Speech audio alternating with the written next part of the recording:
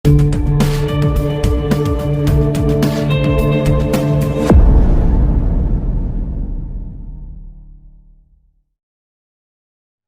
al-fadilah jami'an silsilah thariqah khairin aksabaniyah madsyuriyalaya khusus al-arif billah al-wasil Allah warisul kamil hadrat Syekh Muhammad Abdul Ghawasib al-Maslul radhiyallahu qadasa sirrah.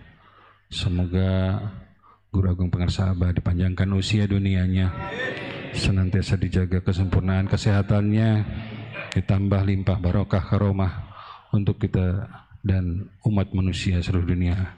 Berkah karomah Pengarsa Abah. Al-Fatihah. Alhamdulillahirabbil alamin. Iyyaka na'budu wa iyyaka nasta'in. Ihdinas siratal mustaqim.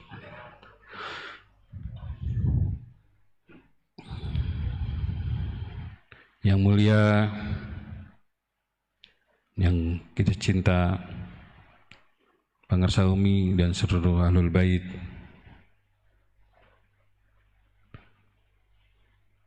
yang terhormat, sama-sama kita hormati para wakil talqin, segenap pengurus madrasah Plus Raudah TKN Surya Sinarasa di seluruh dunia.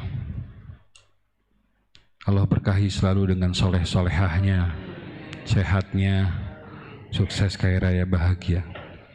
Berkahi istiqomah, mengamalkan, melestarikan ajaran amalan para pecinta kesenian jiwa TKN Madhaj saya berkah karomah sebawas. Al-Fatihah.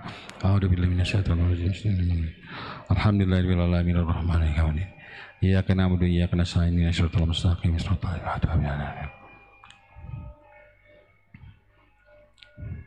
Pertama, ikut umum izin menyampaikan ungkapan selamat Hari Raya Idul Fitri 1444 Hijriah. Dan alhamdulillah kita semua bersyukur setinggi suryalaya sedalam sinar rasa telah diidul fitrikan setiap hari kehidupan kita melalui berkah karomah wasilah Guru Agung Pengarsa Abah. Kita semua telah menerima ajaran amalan yang bukan saja setiap bulan kita sudah diramadankan, tapi setiap hari kita sudah diidul fitrikan. Alhamdulillah.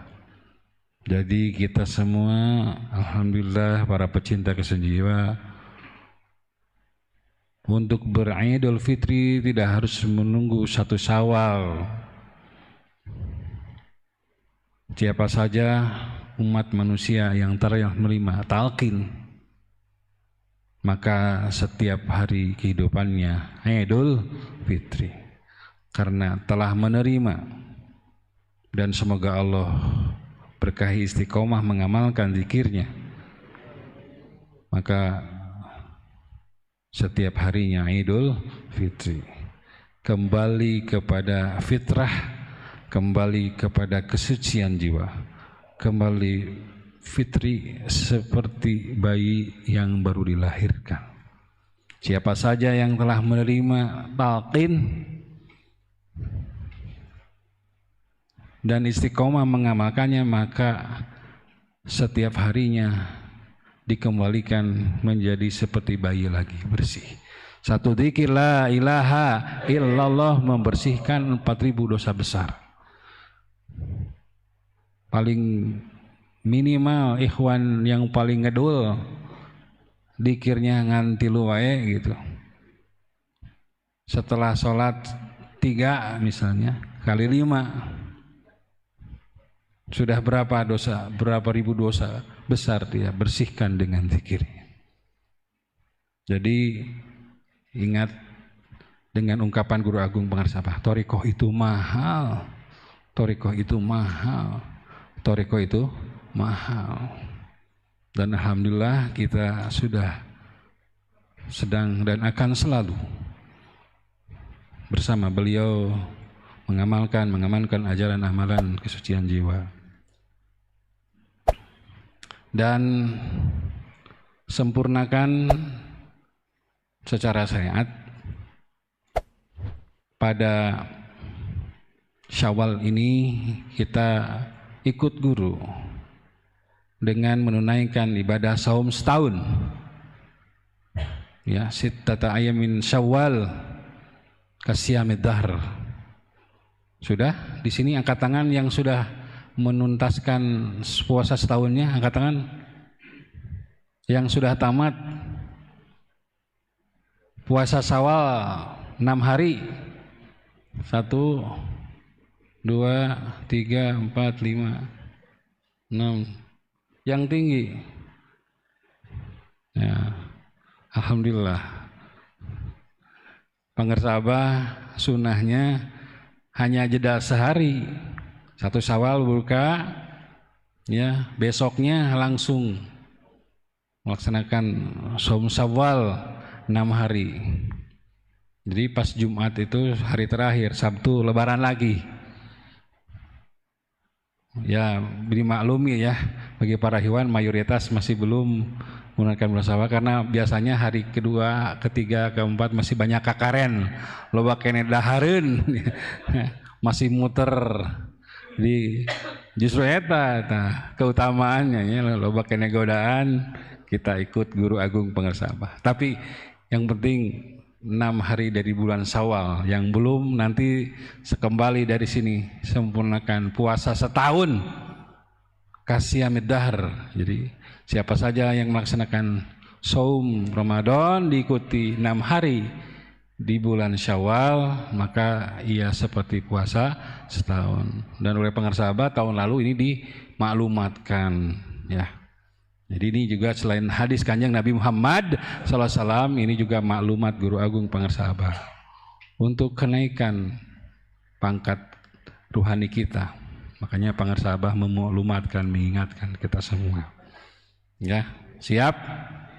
Nah, untuk ibu-ibu,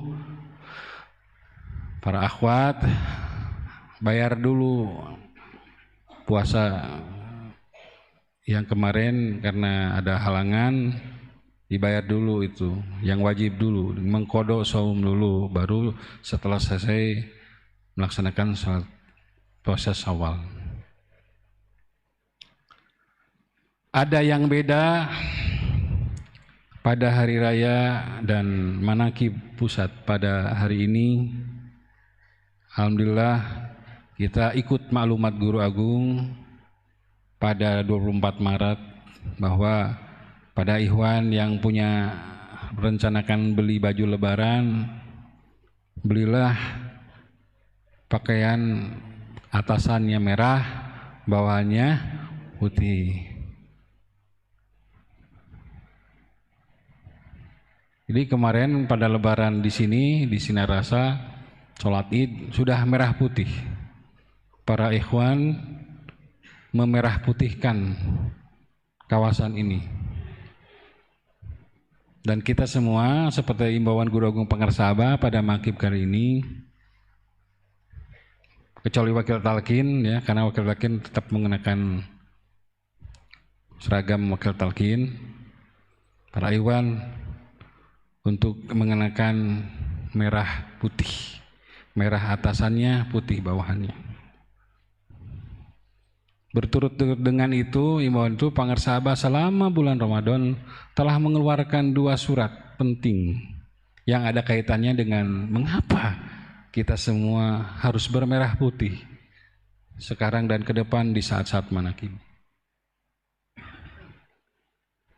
Pangersa mengirimkan surat terbuka kepada para kiai seluruh Indonesia. Para ikhwan juga mungkin sudah baca ya. Apa? Ada yang tahu surat terbuka yang pertama dari Guru Agung untuk para kiai? Hah? Pada para kiai yang menjadi pengurus partai agar menanggalkan jabatan di kepengurusan partai.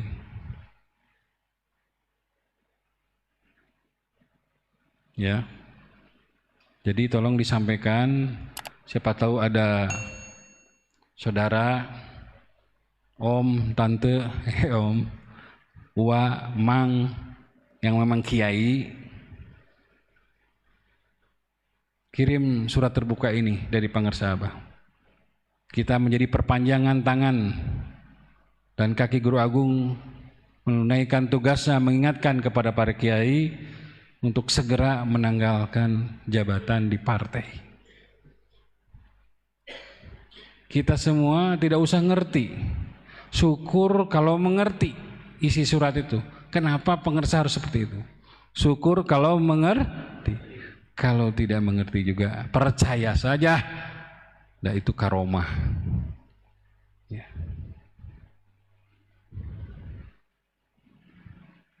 Alasan-alasannya tertuang di surat terbuka itu. Surat terbuka kedua adalah apa? Pangersa mengirim kepada Menteri Pendidikan dan seluruh jajaran agar dilakukan pergantian seragam generasi tunas bangsa,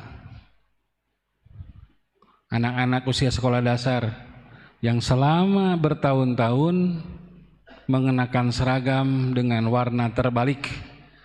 Seragamnya bendera Polandia, putih merah.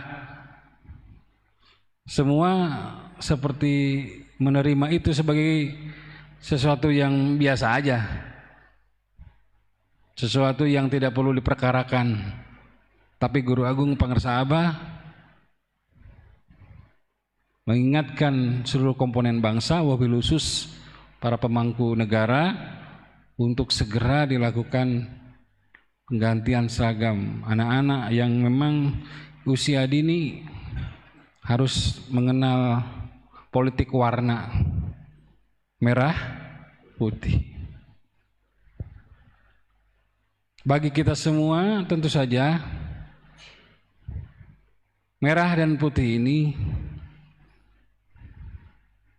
sesungguhnya kita semua tidak punya kewajiban untuk mengerti. Kewajiban kita ikut saja. Tapi Guru Agung Pangarsa Abah juga memberikan filosofi-filosofi, mendedah sejarah bahwa bukan saja merah putih ini lambang negara, bendera negara Kesatuan Republik Indonesia, tapi juga ini adalah lambang dari thariqah yang telah, sedang, dan akan selalu kita amalkan amalan-amalannya.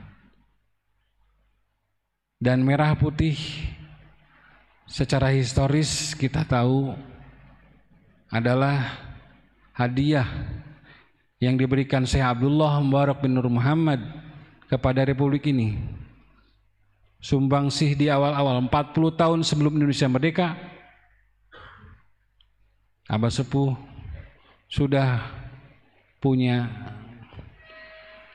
penjepit dasi warna merah putih, dan melalui percakapan beliau kepada para pendiri bangsa memberikan informasi langit kepada para pendiri bangsa bahwa bendera negara Kesatuan Republik Indonesia ke depan adalah merah putih. Merah lambang Qadiriyah dan putih adalah Naqsabandiyah. Merah digambarkan sebagai sikap berani dan putih pralambang kesucian. Dan bagi kita merah putih itu harga mati. Makanya kita sekarang menjaharkan semua. Ya. Jadi pertama, sebagai langkah jas merah, jangan lupa sejarah bahwa merah putih adalah sumbangsih pertama dari guru-guru agung kita kepada Republik ini. Dan kita semua mengingatkannya. Yang kedua, sebagai bentuk mengingatkan khususnya momentum sekarang ini. Oleh pemirsa Abah, pilihan kita mengenakan merah putih pada Manikiban kali ini, dan kalau bisa di tempat pada manakib yang lain, sebagai bentuk jihadul akbar, sebagai bentuk jihad kita. Kalau dulu jihad melawan kufar, kaum kafir, kalau sekarang jihad melawan kefakiran, fakir ilmu, fakir moral.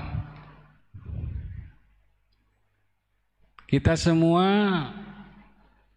tahun ini dan tahun mendatang memasuki apa yang disebut dengan tahun-tahun politik. Tahun politik di mana kita semua menyaksikan akan terjadi politik warna yang oleh pemirsa Abah diingatkan seperti yang tertuang dalam surat terbuka. Partai saling lempar dengan tai. Betapa saat ini partai banyak mempertontonkan perilaku yang jauh dari ketuhanan yang Maha Esa. Banyak mempertontonkan perilaku kemanusiaan yang jahil dan biadab tinimbang kemanusiaan dan adil dan beradab. Partai-partai banyak mempertontonkan perilaku persatuan dibanding persatuan. Kita melihat dengan mata sebentar lagi, ya, bahkan surat terbuka pemirsa Abah yang telah disampaikan secara publik direspon oleh Menteri Koordinator Politik dan Hukum Bapak Mahfud MD. Beliau menyampaikan ungkapan yang sama, bahwa penyebab kekacauan di negeri ini adalah partai. Istilah Pak Mahfud, inilah partai ini sekarang telah banyak menjadi penyebab kehancuran Republik. Merespon surat dari pemirsa Abah.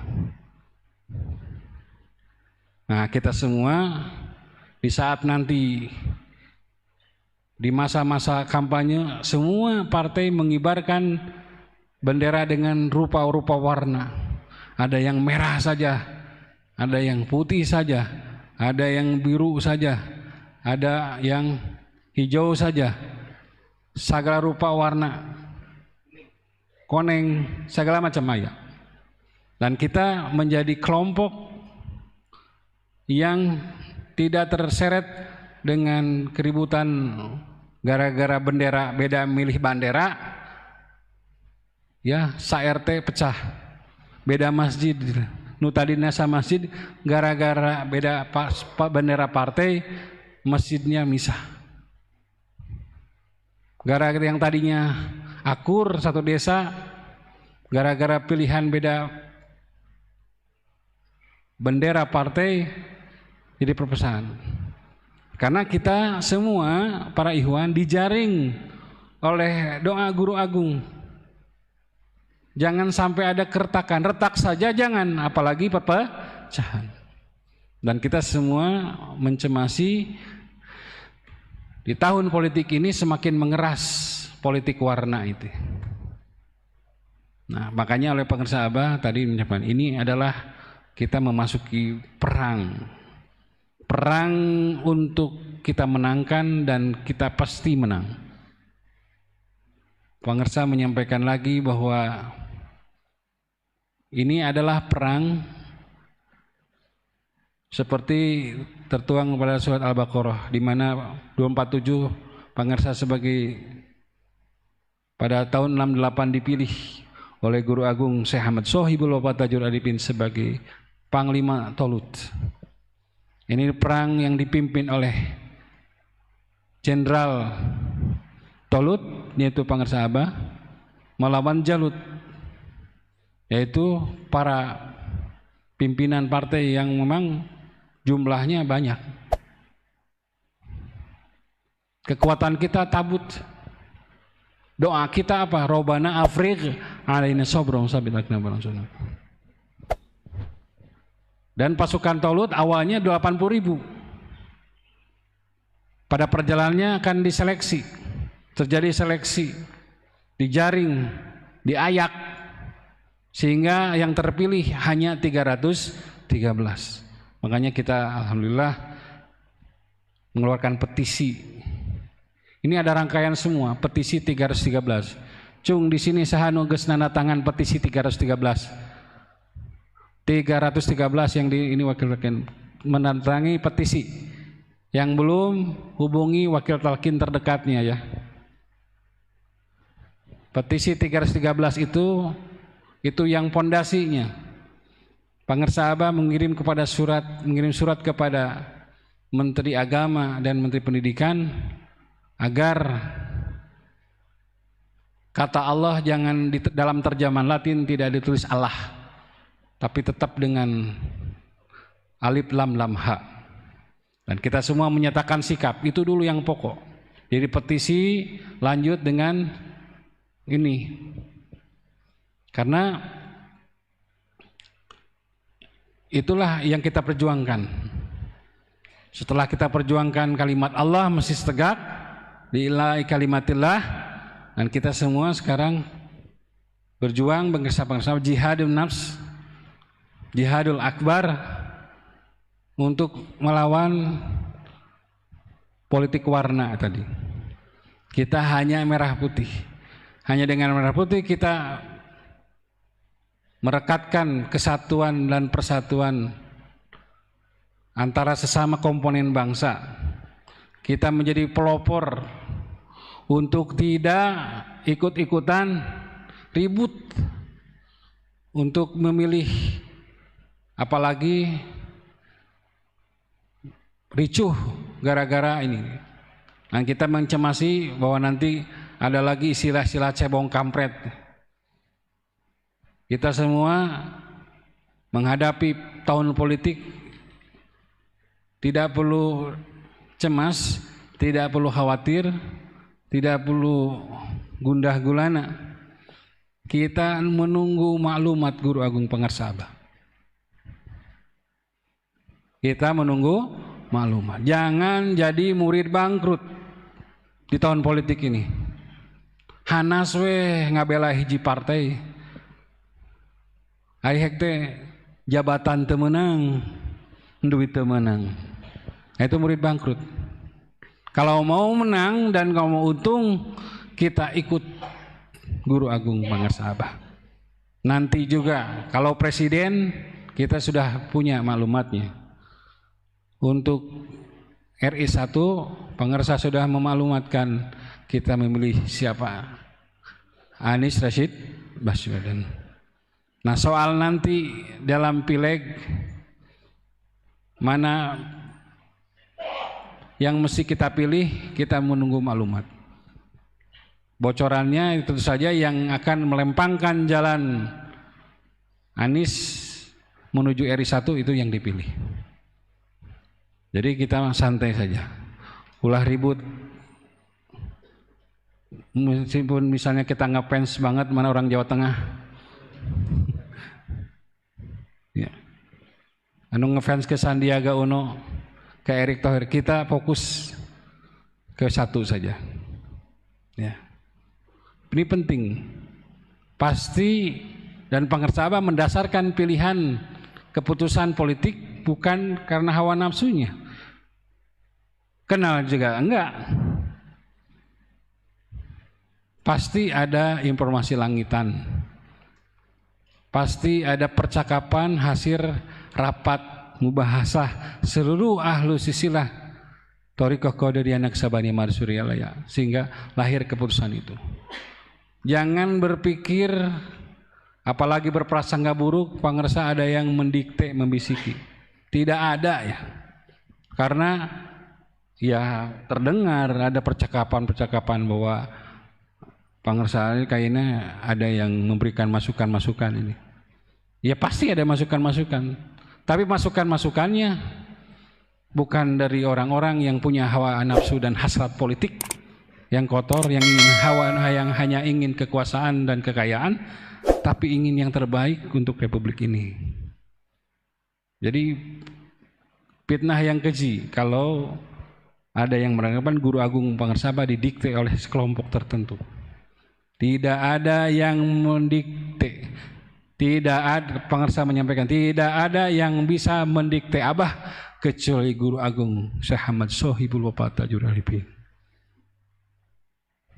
Ya, jadi catat nih para ikhwan. Jangan sampai ada segelintir ikhwan yang terbesit di hatinya bahwa Pangersaba didikte oleh sekelompok politik tertentu, oleh partai tertentu ketika menetapkan pilihan. Tidak ada. Beliau mendasarkan keputusan, ya, siasahnya kepada petunjuk dari seluruh ahlus silsilah thariqah Qadiriyah Syekh Mansur Yalaya.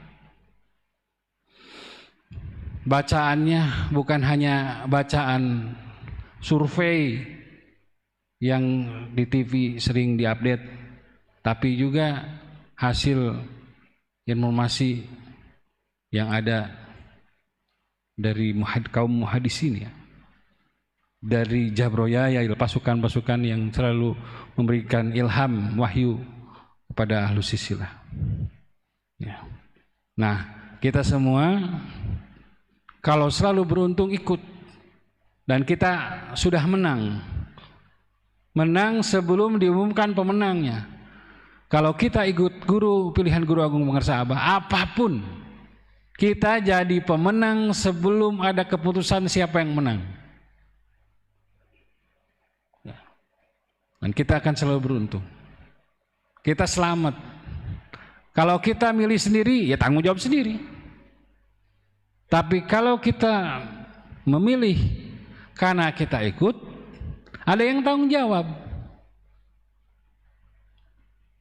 Karena kita akan memilih pemimpin. Kita memilih pemimpin itu akan dipertanggungjawabkan. Gitu. Nah, kita menyandarkan pertanggungjawaban pilihan kita kepada Guru Agung. Jadi Abah yang tanggung jawab kalau sudah seperti ini. Ya, jadi sabar saja kita, tenang dan sabar saja. Meskipun di sosial media, di televisi, di koran namanya, di radio semua sudah ngomong, wah. Dan kita melihat kelakuan elit-elit sudah mulai manuver ke sini kemari dan mengajak ke sini. Sudah mulai banyak di Facebook, di Instagram, TikTok, ajakan-ajakan kita untuk segera menjatuhkan pilihan, segera ikut untuk mendukung calon atau partai tertentu. Kita harus menahan diri. Ya. Meskipun iming-imingnya tiud, duit, nyacokot we duit mah, tapi pilihan mah engke we. Ya, tong make hati lah. Ya. Dan dalam hal ini Pangersaba tidak istilah menyenangkan, ikut menyenangkan orang lain, tidak. Kita harus punya sikap juga. Jadi kita ini sedang perang mental, kata Mas tadi menyampaikan sebelum subuh tadi. Perang mental kita. Nah, oleh karenanya supaya kita tidak terkena tipu daya muslihat, tidak ada lain senjata yang kita pakai adalah Dzulkarnain, yaitu Qadiriyah Naqsabandiyah, Al-Quran dan Sunnah. Al-Quran dan Sunnah itu pegangan kita. Prakteknya, kita geder dikir jahar dikir hobinya. Gitu. Ya, sekali lagi kita sedang memasuki masa peperangan. Jadi istilahnya kita harus memasang modnya itu, mode hidup, mode war gitu, perang gitu. Dan sekali lagi kita terus rapatkan barisan, perkuat pertahanan kita dengan nyali kita, dengan untuk memperkuat beranian kita dikir jahar.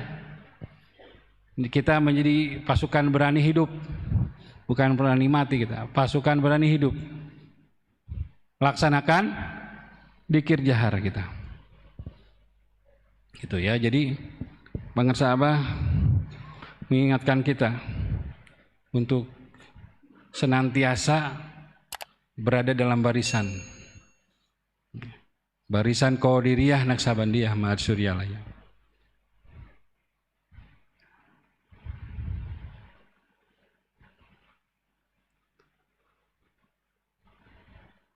Dan patut kita selami bersama bahwa merah dan putih itu penerjemahan dari ayat yang selalu kita bacakan setiap kali kita baca Manqobah. Dan itu adalah puncak dari sikap jiwa seorang Qadiriyah Naksabandiyah. Ala inna awliya Allah la khaufun alaihim wa lahum yahzanun. Tidak ada rasa takut. Merah itu berani.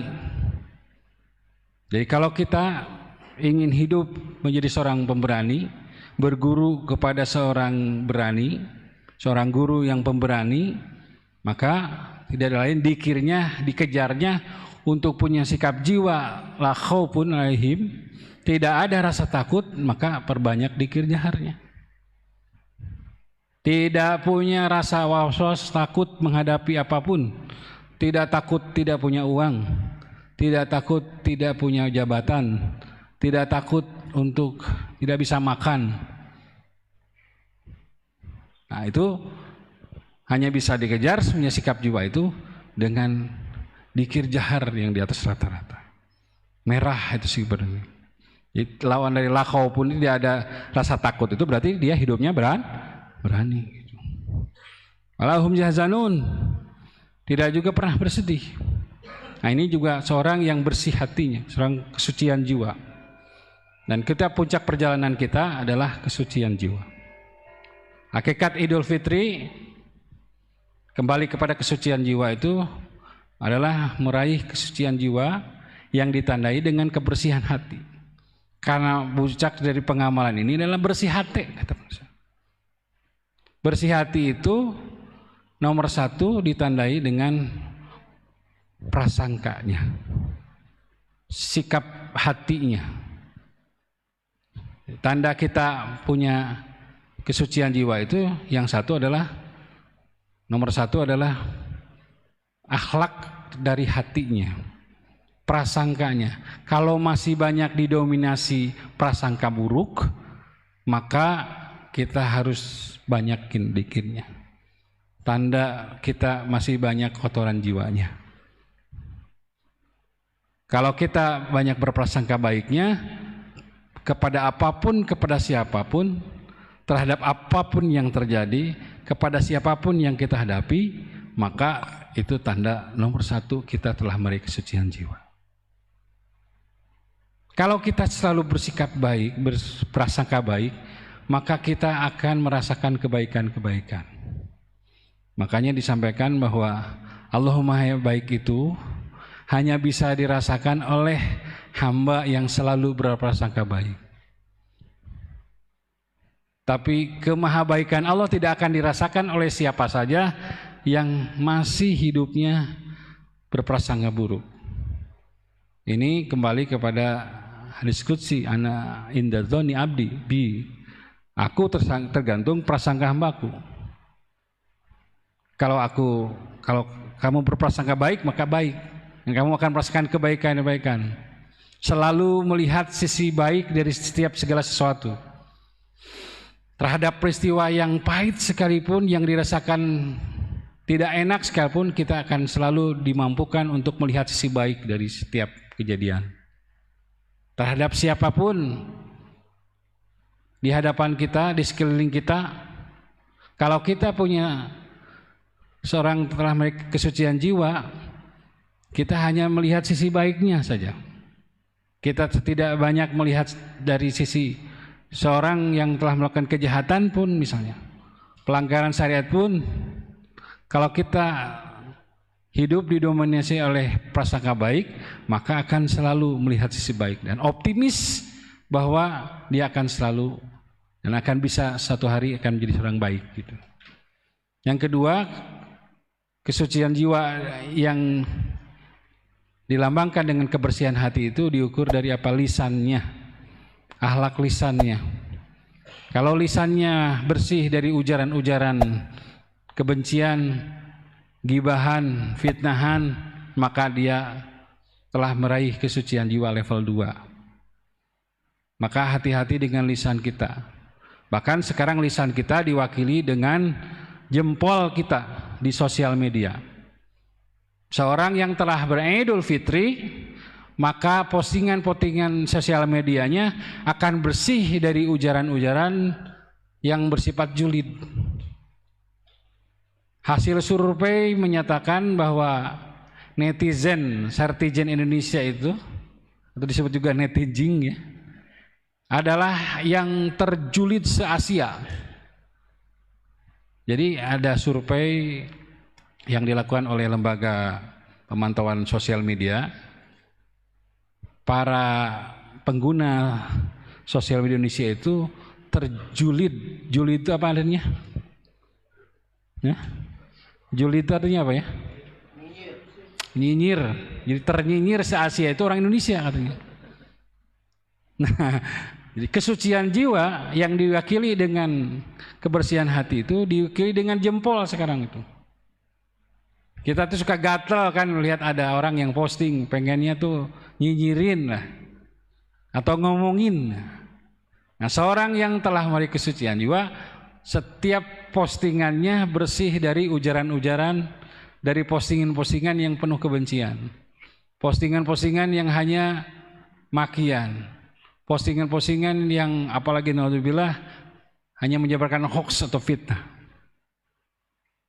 Nah itu.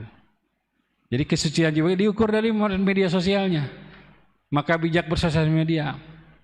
Kalau sosial media kita postingannya, komen-komennya banyak yang masih diisi dengan ungkapan-ungkapan yang busuk,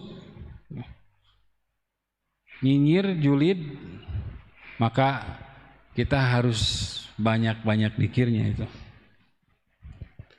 Kesucian jiwa yang ditandai dengan kebersihan hati ditandai dengan perangainya, perangai sehari-harinya. Seorang yang telah meraih kesucian jiwa, seorang yang tidak akan pernah merugikan orang lain dari tindakan-tindakannya, selalu mampu menyenangkan dan menguntungkan orang lain. Nah itu nanti tercermin kesempurnaannya diukur dari khairun nas anfa'uhum linnas. Seorang yang telah memiliki kesucian jiwa itu adalah seorang yang banyak menjadi manusia yang banyak memberi manfaatnya. Jadi kalau ingin tahu kesucian jiwa seorang ikhwan, direfleksikan dari kontribusi kemanfaatannya kepada sesama. Kalau hidupnya banyak memanfaatkan orang dibanding memberi manfaat, nah itu berarti belum sampai perjalanannya itu.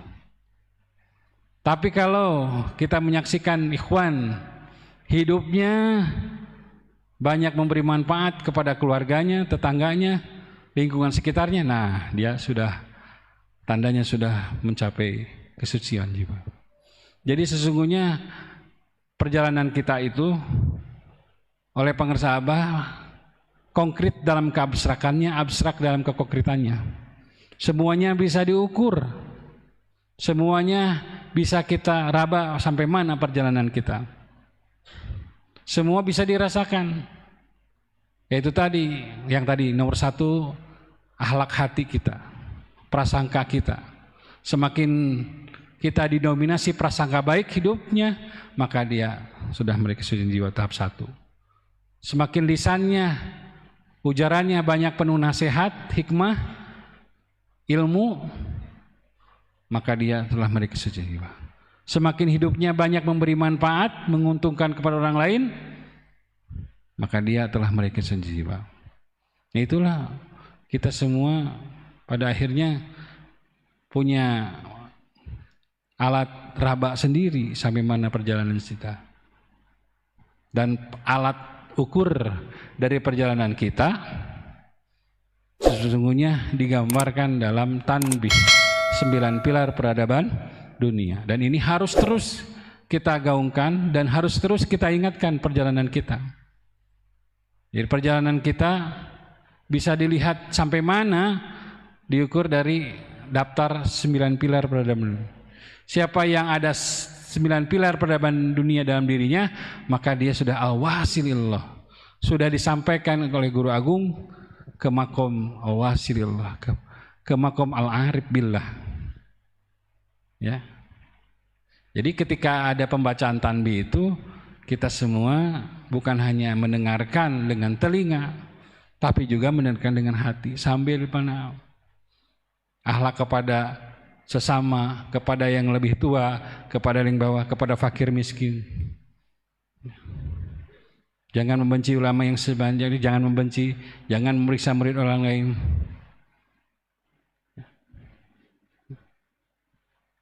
Apalagi? Ulah medal silam kapana, tidak berhenti amaliyah meskipun diganggu orang lain. Puncaknya menyayangi orang yang membenci. Nah itu semua harus menjadi checklist bagi perjalanan kita. Daftar perjalanan kita itu ya, sampai mana diukur dari itu semua. Ya. Jadi nanti mulai saat ini ingatkan kembali ketika pembacaan tanbih itu adalah saat-saat kita mengukur perjalanan kita semua. Semuanya bisa diverifikasi. Semuanya bisa kita resapi. Jangan nanya orang lain. Pernah satu kali Abah Anum ditanya oleh murid para ikhwan gitu. Abah sampai mana perjalanan? Jangankan orang lain, dirinya saja tidak tahu sampai mana. Nah, oleh karenanya kita semua telah dapat bocoran bahwa untuk sampai mana perjalanan rohani kita mengamalkan, melestarikan ajaran amalan Guru Agung dilihat dari refleksi dari tanbihnya. Ya.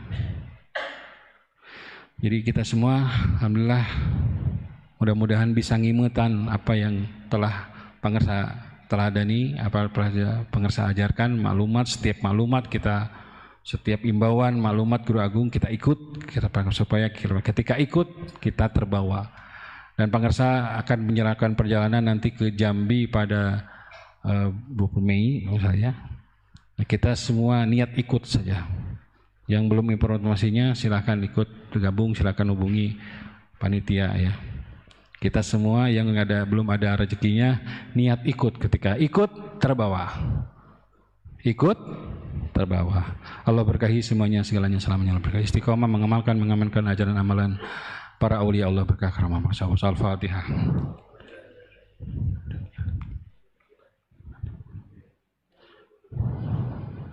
Assalamualaikum warahmatullahi wabarakatuh.